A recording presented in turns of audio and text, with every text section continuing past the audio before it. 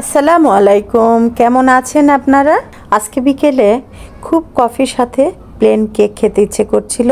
2-3 দিন আগে থেকে ইচ্ছে করছে, তো আজকে ভাবছি করেই নিই। তো চলেন ঝটপট একটা কেক বানিয়ে নিই। তো 3টা ডিম আমি এখানে করে নিচ্ছি, ভেঙে নিচ্ছি। কুসুমটা সাদাটা অংশটা আলাদা করে নিব। সাদা অংশটা ফেটিয়ে নিব বিটার দিয়ে, আর কুসুমগুলো লাস্টে। আমরা যারা মোটামুটি কেক তৈরি করতে জানি অল্প স্বাদ দিয়ে, আমার মতো যারা জানে তারাও জানে যে কুসুমটা একসাথে বিট না করাটাই ভালো। তো এই তো আজকে 3টা ডিম দিয়ে করে নিব। তো ফ্রিজে যদি ডিম থাকে তো অবশ্যই ঘন্টা 2 আগে ডিমটা বের করে রাখবেন। নর্মাল হয়ে যাওয়ার পর্যন্ত ডিমটা কিন্তু কাজ করা যাবে না, তাহলে আপনার কেকে ফুলবে না। তো আমি এই যে বিটারটা দিয়ে আগে ফোম তৈরি করে নিচ্ছি ডিমের সাদা অংশটা দিয়ে। তো এখানে আমার 1 থেকে 1.5 মিনিট লাগবে এই ফোমটা তৈরি করতে। তো এটা আপনার বিটারের পাওয়ারের উপরে করে যে কতক্ষণ লাগবে। তো ফোম হয়ে গেলে এর সাথে আমি অ্যাড করে দিচ্ছি আমার কেক তৈরি করার যে চিনি, সেই চিনিটা মিহি চিনি, সেটা দিলে বেশিক্ষণ লাগে না, খুব তাড়াতাড়ি একটা ডো তৈরি হয়ে যায়। তো আমি এখানে 1/3 কাপ চিনি নিয়ে নিয়েছি 3টা ডিমের সাথে। আপনারা যদি একটু মিষ্টি বেশি খেতে চান তাহলে পুরো 1 কাপে দিয়ে দিতে পারেন। তো এর সাথে আমার চিনি এবং ডিমের সাদা অংশের ফোমটা তৈরি হয়ে গেছে। 1 থেকে 1.5 মিনিট আমি চিনিগুলো গলা পর্যন্ত বিট করে নিয়েছি।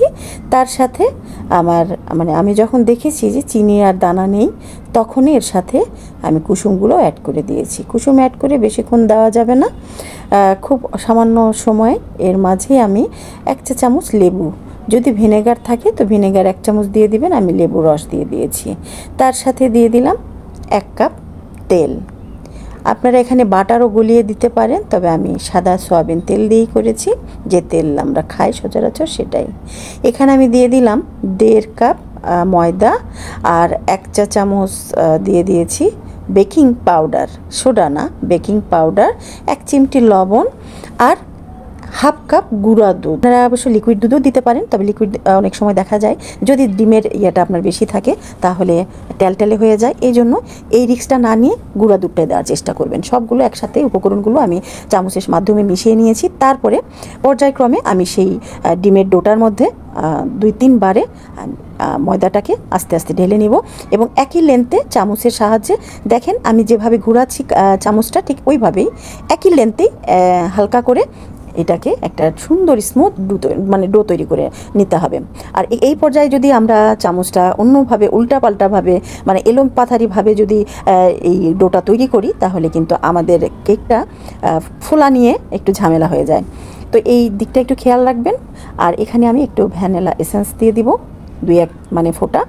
আর আরেকটা জিনিস আমি এর সাথে অ্যাড করব, সেটা হলো চকলেট ফ্লেভার। 2টা মিলে খুব সুন্দর একটা হয়, ঘ্রাণ হয়, যেটা আমার খুব ভালো লাগে। তো এই যে এটাও দিয়ে দিয়েছি 2-3 ফোঁটা, 2টা মিলে। এটা হলো চকলেট ফ্লেভারটা, আর আগে যেটা দিয়েছি সেটা ভ্যানিলা এসেন্স। তো 2টা মিলে 2-3 ফোঁটা করে দিয়েছি। 2টা মিলে খুব সুন্দর হালকা একটা আসে। আর এদিকে আমি ডোটা তৈরি করে রেখে এবার আমি আমার পাত্রটা তৈরি করে নিচ্ছি। আমি একটা সাসপ্যানের উপরে এই যে মাপ দিয়ে সাদা কাগজ কেটে হালকা করে তেল মাখিয়ে সুন্দর করে বসিয়ে নিয়েছি। তার উপরে আমি ডোটা ঢেলে দিচ্ছি। তবে আরেকটা কথা হলো যে এই ডোটা যখন আপনি ঢালবেন তারপরে বেশ কিছুক্ষণ একটু ট্যাপ করে নেবেন।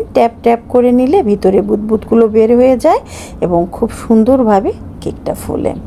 2-3 মিনিট রেখে দিবেন, তারপরে প্রিহিট করে নেবেন ওভেনটা 5 মিনিটের।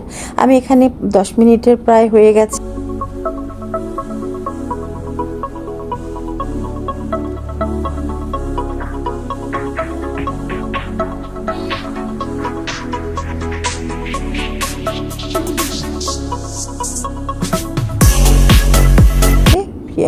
প্রিহিট করে নিয়েছি। এরপরে 25 মিনিটের জন্য আমি সেট করে দিয়েছিলাম ওভেনে। এই তো দেখতেই পাচ্ছেন 30 মিনিট পরে আমি ব্যাকে চলে এসেছি।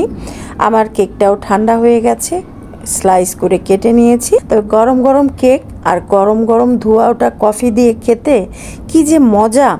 কার কার পছন্দ বলেন তো? কেকটা কেমন লাগলো অবশ্যই কমেন্টের মাধ্যমে জানাবেন। সকলকে আবারও শুভকামনা জানিয়ে আজকের মতো এখানে বিদায় নিচ্ছি। আল্লাহ হাফেজ, শুভ সন্ধ্যা।